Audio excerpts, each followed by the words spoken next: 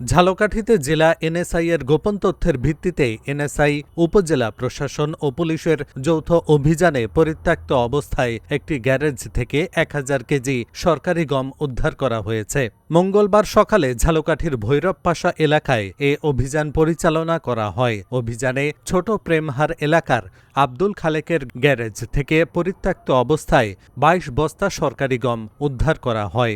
উদ্ধারকৃত গমের পরিমাণ প্রায় 1000 কেজি বলে জানিয়েছে সংশ্লিষ্ট কর্তৃপক্ষ। প্রতিটি বস্তায় 50 কেজি করে গম সংরক্ষিত ছিল। নলছিটি থানার এসআই করুণ কুমার বিশ্বাস জানান, অভিযানকালে বাজার এলাকার একটি গ্যারেজে সরকারি গম মজুদ থাকার সত্যতা পাওয়া যায়। পরে এনএসআই ও খাদ্য অধিদপ্তরের কর্মকর্তাদের উপস্থিতিতে গমগুলো জব্দ করা হয়।